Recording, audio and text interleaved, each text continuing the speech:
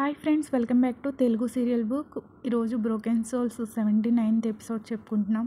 అందరూ ఫైట్ చేస్తూ ఉండగా మను దియాని పిల్లల్ని తీసుకుని వెళ్ళిపోమంటాడు కదా. సో దియా పిల్లల్ని తీసుకుని స్టెప్స్ దిగుతూ ఉంటుంది. ఈలోపు ఇందు అది చూసి కత్తితో పొడవడానికి వస్తుంది దియాని. అది మను చూసి దియా అని అరుస్తాడు. దియా వెనక్కి తిరిగి ఇందుని చూసి షాక్లో అలా ఉండిపోతుంది, పరిగెట్టదు, అసలు కదలదు. ఇందు దియాని పొడిచేలోపు మను అక్కడికి వచ్చేసి అడ్డంగా నిల్చుంటాడు.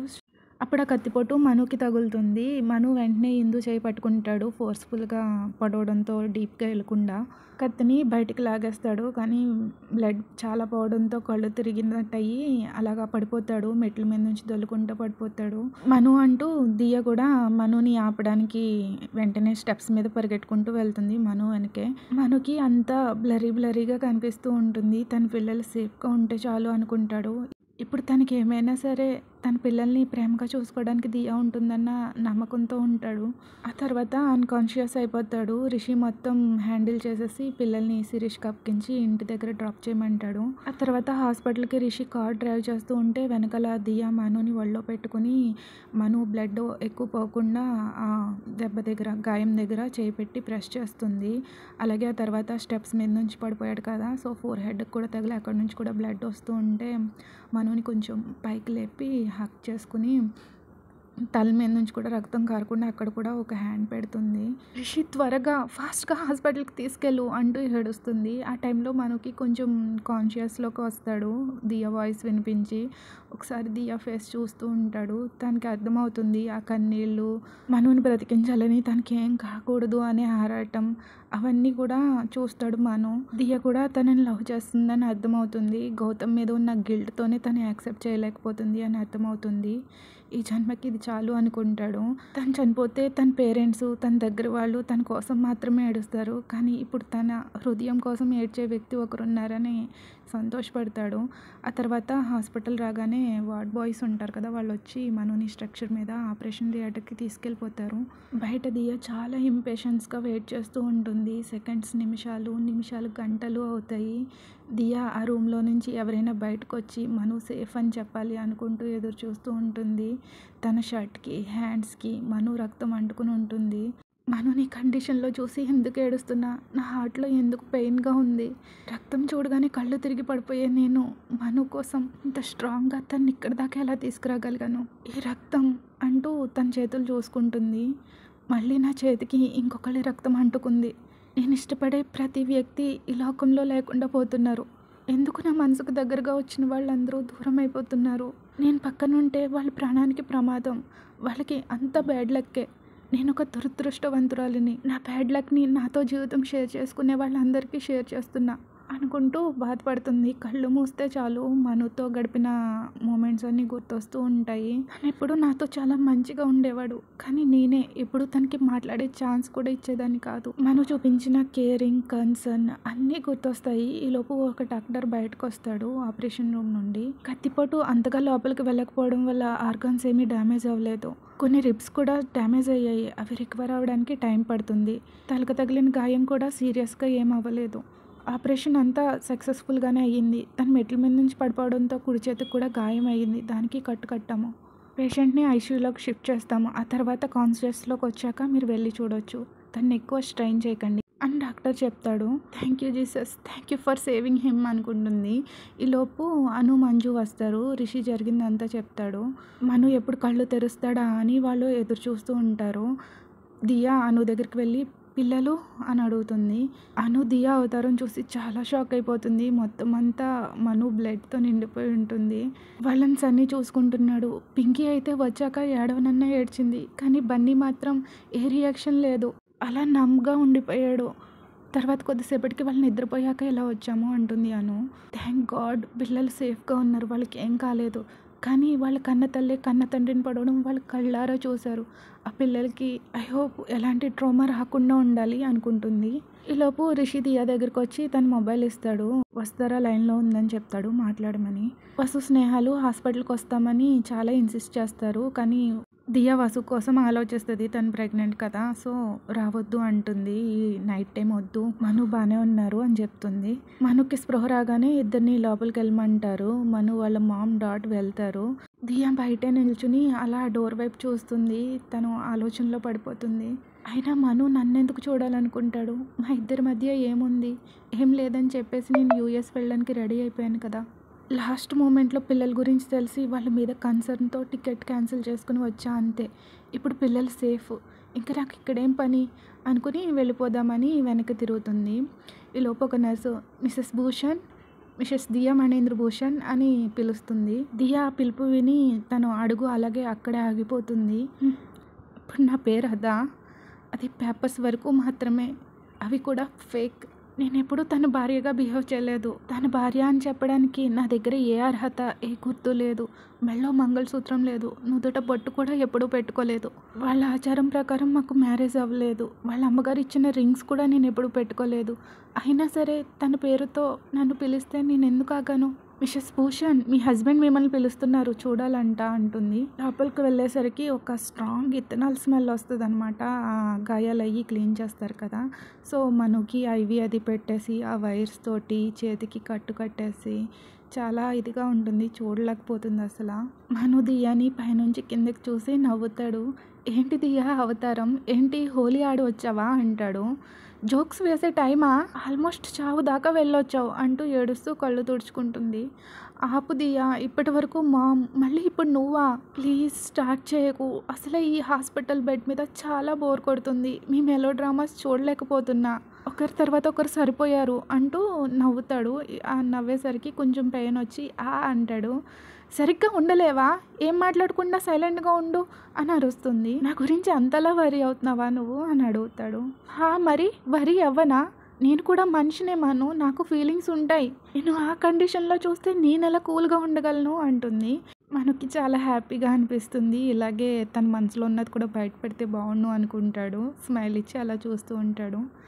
ఓకే మను, ఇంకా నేను వెళ్తాను, good bye, thank you for everything, thanks a lot, take care అని చెప్పి చిన్న స్మైల్ ఇచ్చి బాయ్ అని వెనక్కి తిరిగిపోతుంది బయటకు వెళ్ళిపోవడానికి. ఆగు దియా, నాకు నువ్వొకటి బాకీ పడ్డావు, అది తీర్చకుండా వెళ్ళిపోతావా అంటాడు. దియా వెనక్కి తిరిగి మర్చిపోయాను, మనీ గురించే కదా, నేను యూఎస్ వెళ్ళాక మనీ ట్రాన్స్ఫర్ చేసేస్తా అంటుంది. నేను డబ్బు గురించి ఆలోచించే వాడిలాగే కనిపిస్తున్నానా? ఆ డబ్బు నా దగ్గర చాలానే ఉంది, నేను మాట్లాడేది దాని గురించి కాదు అంటాడు. మరేంటి అని దియా కన్ఫ్యూజింగ్గా అడుగుతుంది. ఒకసారి నువ్వు స్టెప్స్ మీద నుంచి పడిపోయావు గుర్తుందా? అప్పుడు నేను బెడ్ రెస్ట్ తీసుకోమంటే నువ్వు ఫుల్గా రికవర్ అయ్యి ఆఫీస్కి వెళ్ళే వరకు ఎవ్రీడే నీకు సేవలు చేసి జాగ్రత్తగా చూసుకున్నా. ఇప్పుడు నీ వంతు. నేను ఇలా బెడ్ మీద ఉంటే నువ్వు అంతా మర్చిపోయి నన్ను ఇలా వదిలేసి ఎలా వెళ్ళిపోతావు అంటాడు. మను దియా అలా కారులో ఏడవడం చూసినప్పుడే డిసైడ్ అయిపోతాడు. దియా ఒళ్ళో ఉన్నప్పుడు ఒకవేళ ఈ యాక్సిడెంట్లో తను కనుక బ్రతికి బయటకు వస్తే దియాని వదిలిపెట్టే ఛాన్సే లేదు, తన్ని ఎక్కడికి వెళ్ళనివ్వను అని. సో ఇదొక సాక్ అనమాట తన దగ్గర పెట్టుకోవడానికి. నువ్వు నన్ను చాలా బాగా చూసుకున్నావు అని ఆగుతుంది, హెసిటేట్ చేస్తుంది. నేను ఎందుకు హెసిటేట్ చేస్తున్నా? కొన్ని వారాలు మ్యాటర్ అంతే కదా, ఆ తర్వాత నార్మల్ అయిపోయాక నేను ఇక్కడ నుంచి వెళ్ళిపోవచ్చు. నేను బెడ్ మీద ఉన్నప్పుడు తను ఎంత కేరింగ్గా చూసుకున్నాడు, ఇప్పుడు నా బాధ్యత తన్ని బాగా చూసుకోవాలి అనుకుంటుంది. ఓకే మను, నువ్వు తిరిగి నార్మల్ కండిషన్కి వచ్చే వరకు నేను ఎక్కడికి వెళ్ళను, నేనే చూసుకుంటా అని స్మైల్ ఇస్తుంది. మను కూడా ఫుల్ బ్రైట్ స్మైల్ ఇచ్చి ఓకే గుడ్ అంటాడు. ఆ తర్వాత దియా తన డ్రెస్ చేంజ్ చేసుకుని ఫ్రెష్ అప్ అయ్యి వస్తానని చెప్పి స్నేహ వాళ్ళ ఇంటికి వెళ్ళిపోతుంది. మనుని ఐసీయూ నుంచి నార్మల్ రూమ్కి షిఫ్ట్ చేసేస్తారు. పక్కన బెడ్ మీద రిషి పడుకుని ఉంటాడు. దియా ఏంటి ఇంకా రాలేదు? తనని చూడాలనిపిస్తుంటే ప్రతిసారి ఈ ఇడియట్స్ ఫేస్ చూడాల్సి వస్తుంది. ఈ హాస్పిటల్లో చాలా బోరింగ్గా ఉంది. పాపం రిషి నిన్నటి నుంచి ఆఫీస్లోని హాస్పిటల్లో మాత్రమే ఉన్నాడు. ఆఫీస్లో వర్క్స్ ఫినిష్ చేయడానికి లేట్ అయినా సరే నిన్న అర్ధరాత్రి నా కోసం ఇక్కడికి వచ్చి నైట్ అంతా ఇక్కడే ఉన్నాడు అనుకుని రిషి వైపు ఒక అడ్మైరేషన్తో చూస్తూ my brother, my best friend, my well wisher, he was everything for me. మా ఇద్దరిలో ఎవరికి ఏ ప్రాబ్లం వచ్చినా కూడా ఇద్దరం ఎప్పుడూ కలిసే దాని గురించి పోరాడతాం అని అనుకుంటాడు. ఆ తర్వాత వెయిట్ చేయగా హీరోయిన్ గారు తన ఫ్రెండ్స్ ఇద్దరితోనే వస్తుంది. I mean Manu heroine. నేనేమైనా మ్యూజియంలో పెట్టిన రేర్ పీస్న అందరూ విజిట్ చేస్తూనే ఉన్నారు అనుకుంటాడు. Thank God Manu, you are okay. నేనంతా ఎంత టెన్షన్ పడ్డామో తెలుసా, చాలా భయం వేసింది అని వసు అంటుంది. తను తీసుకొచ్చిన ఫ్లవర్ బుక్కే టేబుల్ మీద పెడుతూ రిషిని చూస్తుంది అనమాట. కొంచెం దూరంలో పక్కనే పడుకుని ఉంటాడు కదా బెడ్ మీద. సో ఆ ఫ్లవర్స్ని కొంచెం విదిలిస్తుంది. వాటిపైన ఉన్న వాటర్ డ్రాప్స్ రిషి ఫేస్ మీద పడి వెంటనే ఉలిక్కిపడి లేచి అటు ఇటు చూసుకుంటాడు ఏమైందన్నట్టు. అది చూసి మను లైట్గా స్మైల్ ఇచ్చుకుంటాడు. వీళ్ళిద్దరూ చాలా ఫన్నీ. ఒకవేళ వీళ్ళకి మ్యారేజ్ అయితే ఏమైపోతారో ఐ కాంట్ ఈవెన్ ఇమాజిన్ అనుకుని నవ్వుకుంటాడు. ఈలోపు శిరీష్ వస్తాడు. పొద్దున్నే ఇలా ఉన్నాడేంటి అనుకుంటారు. రిషి ఇంకా హాఫ్ స్లీప్లోనే ఉంటాడు. నైట్ చాలా లేట్గా నిద్రపోవడంతో. సో శిరీష్ని చూసి స్లీపీగానే మాట్లాడతాడు. ఏమైంది శిరీష్ అంటాడు. ఇందు గురించి. తను ఇంకా నిన్న పిల్లల్ని కిడ్నాప్ చేసిన వాడు వాళ్ళిద్దరూ అని కొంచెం హెసిటేట్ చేస్తాడు చెప్పడానికి. నో శిరీష్, అసలు కాంప్రమైజే ప్రసక్తే లేదు. ఒకవేళ నన్ను హామ్ చేసినా సరే నేను ఊరుకుంటానేమో కానీ వాళ్ళు నా కిడ్స్ని హామ్ చేయడానికి చూశారు. నేను అస్సలు కాంప్రమైజ్ అవ్వను అని మను అంటాడు. అందులో ఏ ప్రాబ్లం లేదు మనం వదిలేసినా కానీ పోలీసులు మాత్రం వాళ్ళు వదిలే ప్రసక్తే లేదు. మీద ఆల్రెడీ చాలా కేసులు ఉన్నాయి. అలాగే నిన్న అతను గుర్తున్నాడా, తనతో మాట్లాడావు కదా నువ్వు అంటాడు. మను హా అన్నట్టు తలూపుతాడు. యాక్చువల్గా తను ఇందు హస్బెండ్.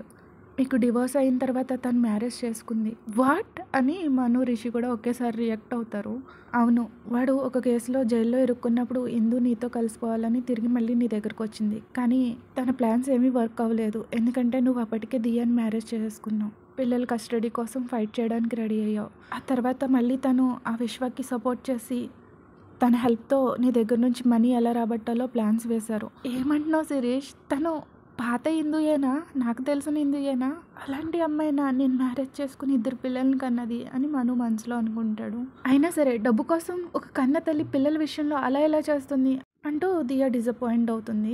లేదు దియా, తను దీనికన్నా వరస్ట్. తన మీద ఒక ఇన్సూరెన్స్ ఫ్రాడ్ కేసు కూడా ఉంది. దాని గురించే పోలీసులు దీని కోసం చాలా వెతుకుతున్నారు. ఇందుకి విశ్వకి ఒక పాప పుట్టింది. తనకి 3 years అప్పుడు ఒక యాక్సిడెంట్ జరిగింది. దాన్ని హాస్పిటల్లో అడ్మిట్ చేశాక రికవరీ ఛాన్సెస్ చాలా ఉన్నాయి. కానీ ఒకరోజు సడన్గా బ్రీతింగ్ ప్రాబ్లంతో ఆ పాప చనిపోయింది. తను చనిపోవడంతో ఇన్సూరెన్స్ వాళ్ళ దగ్గర నుంచి ఇన్సూరెన్స్ కూడా క్లెయిమ్ చేసుకుంది. ఆ తర్వాత వాళ్ళకి కొంచెం డౌట్స్ వచ్చి ఆ ఇన్సూరెన్స్ కంపెనీ ఇన్వెస్టిగేషన్ చేయమని కేసు వేశారు. అప్పుడు అందులో తెలిసింది ఆ పాపకి బ్రీతింగ్ ప్రాబ్లమ్స్ ఎందుకు వచ్చిందో. ఎందుకంటే ఇందునే ఆక్సిజన్ మాస్క్ తీసేసింది. ఐ థింక్ తను ఎందుకు అలా చేసిందో మీ అందరికీ ఇప్పటికే అర్థమై ఉంటుంది అని శిరీష్ సాడ్ ఫేస్తో అంటాడు. మను నిజంగా లిటరల్లీ షాక్డ్ అనమాట అది విని. అంత క్రూరంగా తన కన్న బిడ్డని తనే చంపేసిందా అనుకుంటాడు. మరి ఇప్పుడు వాళ్ళు ఏం చేశారు, వాళ్ళ పరిస్థితి ఏంటి అని దియా అంటుంది. ఇంకేం చేస్తారు, వాళ్ళిద్దరిని అరెస్ట్ చేసేసారు. వాళ్ళకి బెయిల్ కూడా రాదు అని శిరీష్ అంటాడు. అయినా వాళ్ళకి బెయిల్ ఇచ్చేది ఎవరు? అలాంటి క్రైమ్ చేసిన వాళ్ళకి బెయిల్ ఎవరు ఇస్తారు అని రిషి అంటాడు. ఏంటి దియా ఫేస్ ఏంటి? ఎవరి గురించి కన్సర్న్ చూపిస్తున్నావు? తను నీకేం చేసిందో మర్చిపోయావా అని అరుస్తుంది వసు. వాట్? ఇందు దియాని ఏం చేస్తుంది అని మను అడుగుతాడు క్వశ్చన్ మార్క్ ఫేస్ వేసుకుని. నథింగ్ మను, ఏం లేదు, తను ఏదో అలా అంటుంది అని దియా కవర్ చేస్తుంది. దియా, ఇప్పటి వరకు నువ్వు ఈ విషయం ఎవరికి చెప్పలేదా అని స్నేహ అంటుంది. అసలు ఏమైంది అని మను అడుగుతాడు. ఇప్పుడు వసు చెప్తుంది, అదే ఆ మెట్ల మీద నుంచి పడిపోయింది కదా ఆ విషయం. ఆ రోజు మెట్ల నిండా ఆయిల్ పోసింది మీ పిల్లలు కాదు, ఇందునే. తనే దియాని పడిపోయేలా చేసింది. థ్యాంక్ గాడ్ తన లక్ బాగుండి తన తలకి ఏ దెబ్బలు తగలలేదు అంటూ వసు చెప్తుంది. అవునా, నాకు ఇప్పటి వరకు ఎందుకు చెప్పలేదు దియా? నువ్వు అప్పుడే చెప్పుంటే తన్ని అప్పుడే మన ఇంట్లో నుంచి తరిమేసేవాడిని కదా. ఆ విషయం గురించి పాపం నా పిల్లల మీద కూడా అరిచాను. పాపం చాలా భయపడిపోయారు. ఇందు అలా చేసిందంటే అస్సలు నమ్మలేకపోతున్నా. ఇంత క్రూయలా తను. ఇప్పుడు మను మనసులో ఇందు గురించి ఒక చిన్న అంటే అణువంత సింపతి కూడా లేదనమాట. కర్మని తనే అనుభవించుకుంటుంది అనుకుంటాడు. 1 week హాస్పిటల్లోనే ఉన్నాక డిశ్చార్జ్ చేస్తారు. దియే మనుని ఇంటికి తీసుకెళ్తుంది. అను దియాని ఏమన్నా అంటుందేమో, రానివ్వదేమో లోపలికి అనుకుంటాడు. కానీ అను మాత్రం ఏమందు, సైలెంట్గానే లోపలికి రమ్మంటుంది. ఆ తర్వాత దియాకి ఒక అత్తగారు ఉంటుంది కదా, అలా ఇన్స్ట్రక్షన్స్ ఇస్తుంది అనమాట. ఏది చేయాలి, ఏది చేయకూడదు, ఇలా ఉండు, అలా ఉండు మనుతో అవన్నీ చెప్తూ ఉంటే మనుకి ఇంకా ఫుల్ షాక్ అనమాట. మను లెగ్ కూడా ఫ్రాక్చర్ అవుతుంది. తను నడవగలడు, కానీ దియా తన్ని పట్టుకునేసరికి సపోర్ట్ ఇవ్వడంతో అలాగే యాక్ట్ చేస్తాడు. ఒక హ్యాండ్ ఏమో దియా షోల్డర్ మీద పెట్టి ఇంకొకటేమో నడుము దగ్గర పట్టుకుని నడుస్తూ ఉంటాడు సపోర్ట్ తీసుకుని. అయినా తనకి క్లోజ్గా ఉండే ఛాన్స్ వస్తే నేనెందుకు వదులుకుంటా అనుకుంటాడు. లోపు సన్నీ వచ్చి చూసి, వదినా అన్నయ్య నేను తీసుకొస్తా అంటాడు. అది విని మన గుండెల్లో పిడుగులు పడ్డంత పని అవుతుంది. వచ్చాడు నా సోకాల్డ్ బ్రదర్. పని ఉన్నప్పుడు అస్సలు కనిపించడు, కానీ అనవసరమైన టైంలో వచ్చి అన్నింటిలో దూరుతాడు. థ్యాంక్ యూ సన్నీ సన్నీ అని చెప్పి మనుని వదిలేసి సన్నీకి అప్ చెప్తుంది దియా. మనుకి దియాని వదలడం అస్సలు ఇష్టం ఉండదు. సన్నీని సీరియస్గా కంటి చూపుతో చంపేసేలాగా చూస్తాడు. ఆ తర్వాత దియా స్టెప్స్ ఎక్కి వాళ్ళ రూమ్లోకి వెళ్ళిపోతుంది. బ్రో గట్టిగా పట్టుకో అంటాడు. నేనేమైనా నీ పెళ్ళానా నేను గట్టిగా పట్టుకోవడానికి, రూమ్కి తీసుకెళ్ళా అని అరుస్తాడు. సన్నీకి అర్థం కాదు, కన్ఫ్యూజింగ్గా చూస్తాడు. ఆ తర్వాత రూమ్కి తీసుకెళ్ళి మనుని బెడ్ మీద పడుకోబెట్టి అలాగే నిల్చుని చూస్తాడు. ఏంటి అంటాడు మను. నథింగ్, నీకేమైనా హెల్ప్ కావాలేమో అని అంటూ ఉంటాడు. మను సైక్ చేస్తాడు తన దగ్గరికి రమ్మని. అప్పుడు చెవిలో ఇలా చెప్తాడు, ఇంకొకసారి కానీ నా రూమ్ చుట్టుపక్కల కనిపించావో నీకు ఇచ్చిన నా కార్డ్స్ అన్నీ తీసేసుకుంటా, ఏమంటావు అంటాడు. సన్నీ ఇంకా ఫుల్ షాక్, నోరు వదిలేసి మనునే చూస్తాడు. మను ఈవల్ స్మైల్ ఇస్తాడు సన్నీ వైపు. వాళ్ళ అన్నయ్య ఎక్కడ క్రెడిట్ కార్డ్స్ డెబిట్ కార్డ్స్ నిజంగానే తీసేసుకుంటాడో అని భయపడి, వదినా నేను వెళ్తాను, నాకు ట్యూషన్కి టైం అవుతుంది, ఎగ్జామ్స్ ఉన్నాయి, ప్రిపేర్ అవ్వాలి అని చెప్పి స్మైల్ ఇచ్చి అక్కడ నుంచి వచ్చేస్తాడు. దియా అలా బెడ్ వైపే చూస్తూ ఉంటుంది. ఏమైంది దియా, ఏం ఆలోచిస్తున్నావు అంటాడు మను. ఏంటి ఒక బెడ్డే ఉంది, ఇంతకుముందు మన ఇద్దరికి సపరేట్ బెడ్స్ ఉండే కదా, నా బెడ్ ఏమైంది, ఇప్పుడు అవి రెండు తీసేసి ఇదేంటి అని డౌట్ఫుల్గా అడుగుతుంది. దియా తనతో పాటు ఇంటికి వస్తుందని తెలుసు, అందుకే తను మొత్తం రూమ్ అంతా ఈవెన్ కోచ్ కూడా సోఫా కూడా లేకుండా ఖాళీ చేయించేసి ఒక కింగ్ సైజ్ బెడ్ ఇస్తాడు. ఓ అదా, నువ్వు వెళ్ళిపోయావన్న కోపంతో మామ్ మొత్తం రూమ్ అంతా క్లియర్ చేయించేసి మళ్ళీ రీఅరేంజ్ చేయించింది. ఐ థింక్ ఈ బెడ్ ఇద్దరికి సరిపోతుంది కాబట్టి నువ్వు ఇంది మీద అడ్జస్ట్ అయిపో అంటాడు. లోపు అను వచ్చి డోర్ దగ్గర నిల్చుని, ఏం పర్లేదు మను, నేను ఆల్రెడీ గీతుతో చెప్పా నీ పక్కనే ఉన్న గెస్ట్ రూమ్ని క్లీన్ చేయమని. అది విని మను మనసులో ఎలా అనుకుంటాడు, మామ్ అసలు నువ్వు మా మామ్వేనా లేక అత్తగారివా? మామ్ తను నా దగ్గర లేకపోతే నైట్ టైం నాకు ఏదైనా అవసరం వస్తే ప్రాబ్లం అవుతుంది, అప్పుడు ఏం చేయను, ఈ కాల్తో కనీసం నేను బెడ్ మీద నుంచి కనీసం కదలన్నా కదలలేను అని కొంచెం సాడ్ ఫేస్ పెట్టినట్టు అడుగుతాడు. అను తన బెస్ట్ ట్రై చేస్తుంది తన నవ్వుని ఆపుకోవడానికి. మను అది చూస్తాడు.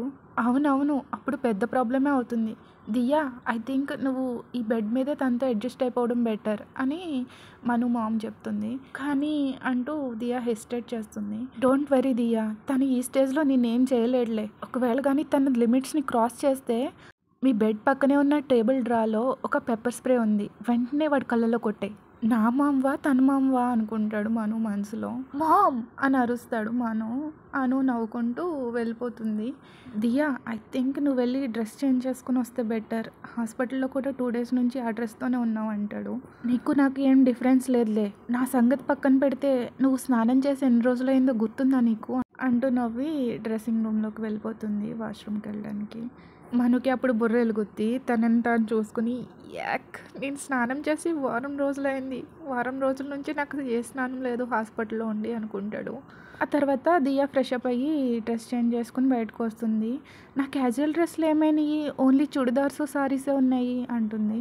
అదా, నువ్వు సడన్గా వెళ్ళిపోయేసరికి మామ్కి చాలా కోపం వచ్చింది మీద, అందుకే అవన్నీ తీయించేసింది అంటాడు. Okay okay I can understand, సరే రండి అంటూ 2 చేతులు ముందుకు చాపుతుంది మనుకి సపోర్ట్ ఇద్దామని. ఎక్కడికి అంటాడు. ఎక్కడికేంటి, స్నానం చెయ్యరా ఏంటి, ఇప్పుడు మనం ఇద్దరం కలిసి స్నానం చేస్తున్నామా అని ఎగ్జైటెడ్గా అడుగుతాడు. అలాగే కలలు కాను, నేను ఆల్రెడీ స్నానం చేసి వచ్చా, అయినా అంత సీన్ లేదు. మను స్మైల్ ఇచ్చి దియా హ్యాండ్స్ పట్టుకుంటాడు. ఆ తర్వాత తీసుకెళ్ళి బాత్ టబ్ దగ్గర కూర్చోబెడుతుంది ఒక చైర్ వేసి, స్టూల్ మీద. దియా సెల్ఫ్లో ఏదో వెతుకుతూ ఉండగా మను బటన్స్ తీస్తూ ఉంటాడు తన షర్టు.